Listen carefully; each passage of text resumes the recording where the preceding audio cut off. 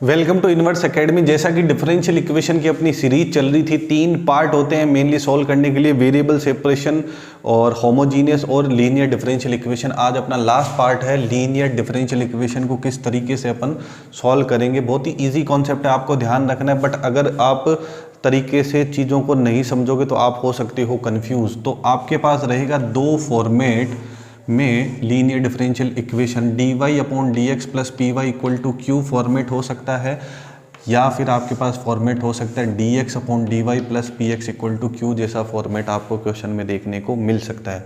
अब बहुत सारे क्वेश्चन ट्रिकी होते हैं तो उसमें आपको इसको इजी फॉर्मेट में कन्वर्ट करके आपको खुद से चेक करना पड़ेगा कि ये dy अपॉन डी एक्स को सपोर्ट करता है या dx अपॉन डी वाई को। एक आध दो क्वेश्चन आपको कंफ्यूज कर सकते हैं, ठीक है। और उसके बाद में यार आपको क्या करना है, जब आप dy अपॉन डी एक्स और dx अपॉन डी वाई में कन्वर्ट कर लो तो वो कैसे कन्वर्ट करोगे, तो उसके लिए आपको पी वाई और q है, ये टर्म आपको देख के पता चल जाएगा। मतलब y का कोफिशिएंट होगा वो आपका p होगा और जो इक्वल में वैल्यू आने वाली है वो क्या रहेगी, q रहेगी। तो यार आपको ध्यान रखना है कि P और Q को चूज करने से पहले, बहुत ध्यान से सुनना, मैं फिर से रिपीट कर रहा हूँ, P और Q को चूज करने से पहले कि इस वाली डिफरेंशियल इक्वेशन में लीनियर में P कौन है और Q कौन है, उससे पहले आपका dy अपॉन डी एक्स का या dx अपॉन डी वाई का जो कोफिशिएंट है, जो गुणांक है, वो क्या होना चाहिए, 1। अगर ऐसा है तो अच्छी बात, आप P और Q को चूज कर सकते हो। अगर ऐसा नहीं है तो आपको उस टर्म का पूरे में डिवाइड करके कोफिशिएंट 1 बनाना पड़ेगा। जैसे dy अपॉन डी एक्स का कोफिशिएंट कौन है, x स्क्वायर है। अगर इस वाली डिफरेंशियल इक्वेशन में से मेरे को P और Q चूज करना है, P और Q चूज करना है, तो मुझे क्या करना पड़ेगा, पूरी डिफरेंशियल इक्वेशन में क्या करना पड़ेगा, कोस स्क्वायर से डिवाइड करना पड़ेगा। जैसे यहाँ पे मैं कोस स्क्वायर से डिवाइड करता हूँ तो यहाँ से कैंसिल हो जाएगा। यहाँ पे y अपॉन में क्या करता हूँ, कोस स्क्वायर, तो इधर कोस स्क्वायर लगाऊंगा डिवाइड में तो ऊपर आके क्या हो जाएगा, वो सेक स्क्वायर। और यहाँ पे लगाऊंगा कोस स्क्वायर तो अगेन ये tan x है, कोस स्क्वायर क्या हो जाएगा, सेक स्क्वायर x। तो अब आप बोल सकते हो कि इसमें p और q की वैल्यू क्या होगी। P क्या होगा, जो आपका y का कोफिशिएंट है, y का कोफिशिएंट कौन है आपके पास, y का कोफिशिएंट कौन है, सेक स्क्वायर। तो इस वाले क्वेश्चन में आपका P कौन होगा, सेक स्क्वायर x। फिर आपको बताना है Q, तो इक्वल में जो वैल्यू आ रही है वो क्या होगी, Q tan x sec square x। तो यार इस तरीके से आपको क्या करना है, डिफरेंशियल इक्वेशन में से सही P और सही Q पता करना है। मस्ट है कि dy अपॉन डी एक्स का कोफिशिएंट क्या होना चाहिए, 1। उसके बाद में आपको पता करना है इंटीग्रेटिंग फैक्टर IF। तो IF होगा आपके पास e की पावर में इंटीग्रेशन पी डी एक्स, है ना, पी डी एक्स। जैसे इस वाले क्वेश्चन में P आपको क्या मिला, सेक स्क्वायर। तो अगर मैं IF की वैल्यू निकालूंगा इसमें, तो IF की वैल्यू मेरे पास क्या आएगी, e की power p d x. P कितना है मेरे पास, sec square x d x, ठीक है। तो सेक स्क्वायर एक्स का क्या हो जाता है, इंटीग्रेशन tan x। तो यार ये e की पावर tan x आपका क्या रहेगा, IF इस डिफरेंशियल इक्वेशन के लिए। क्लियर है। फिर बनाना है उस डिफरेंशियल इक्वेशन का आपको सॉल्यूशन। अब दो फॉर्मेट हो सकते हैं, अगर dy upon D x plus p y equal to q रहा तो IF मैंने अभी आपको बताया e की पावर पी डी एक्स रहेगा। अगर dx अपॉन डी वाई जैसा फॉर्मेट है तो कोफिशिएंट 1 बनाने के बाद में x का जो कोफिशिएंट है वो क्या रहेगा, p। तो इसमें आपका IF क्या रहेगा, e की पावर p डी वाई। इसमें रहेगा dx, इसमें रहेगा dy। अगेन इसी तरीके से सेम तरीके से अपन क्या करने वाले हैं, IF निकालने वाले हैं।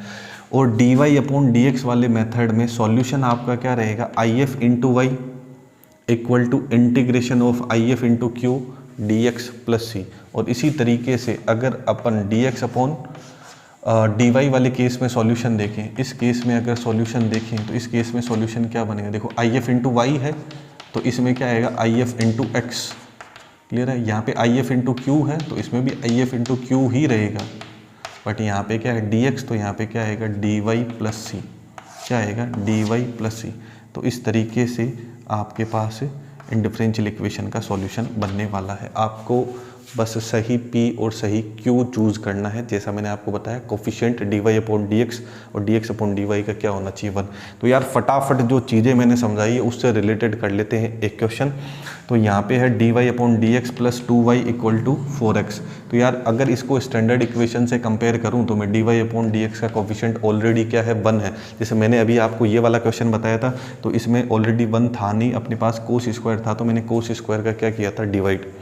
तो यहाँ पे अगर कंपेयर करो आप तो dy अपॉन डी एक्स का कोफिशिएंट 1 है, y का कोफिशिएंट p है, तो यहाँ पे y का कोफिशिएंट कौन है 2, तो p की वैल्यू पता चल गई आपको 2 है और q रहेगा इक्वल में, तो q की वैल्यू आ गई आपके पास 4x। तो यार आप इजीली if बता सकते हो, if क्या होगा e की पावर p dx, तो यार 2 dx करूँगा तो क्या हो जाएगा 2x। तो यार if आपको पता चल गया। और अगर आप बनाते हो इसका कंप्लीट सॉल्यूशन, तो सॉल्यूशन मैंने आपको बताया कि क्या रहेगा if इंटू वाई, तो if आपका क्या है e की पावर 2x इंटू आपको करना है y इंटीग्रेशन, फिर आपका क्या है if इंटू क्यू, तो if आपका है e की पावर 2x और q आपको क्या मिला 4x।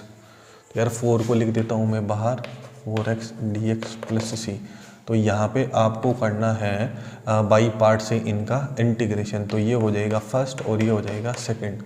तो e की पावर 2x इंटू वाई 4, तो यहाँ पे क्या आ जाएगा पहला फंक्शन, दूसरे का इंटीग्रेशन e की पावर 2x अपॉन 2 माइनस पहले का डिफरेंशिएशन x का 1, दूसरे का इंटीग्रेशन e की पावर 2x अपॉन 2 का होल इंटीग्रेशन।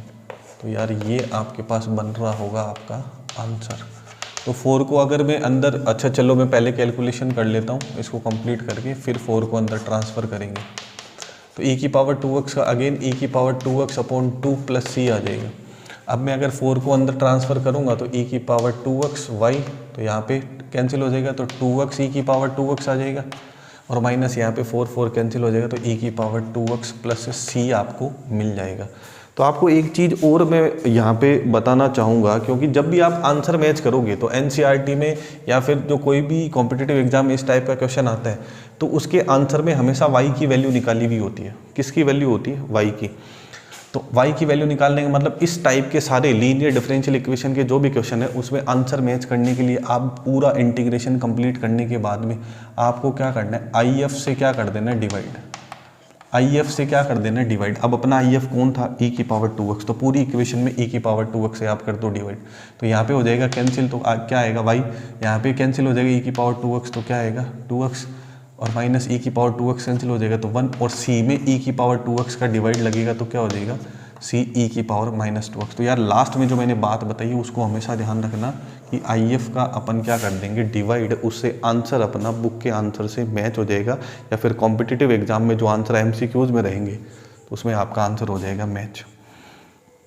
तो यार ये क्वेश्चन है आपके लिए cos square x d y upon D x plus y equal to 10x। तो P और Q मैंने आपको बता दिया, कोस स्क्वायर को डिवाइड करना पड़ेगा क्योंकि कोफिशिएंट होना चाहिए 1, IF भी मैंने आपको निकाल के बताया। तो यार तो इस क्वेश्चन का आंसर मुझे कमेंट करके ज़रूर बताना, 4 ऑप्शन आपके पास है, और कमेंट करके ये ज़रूर बताना कि वीडियो कैसा लगा और नेक्स्ट वीडियो आपको कौन से टॉपिक पे चाहिए।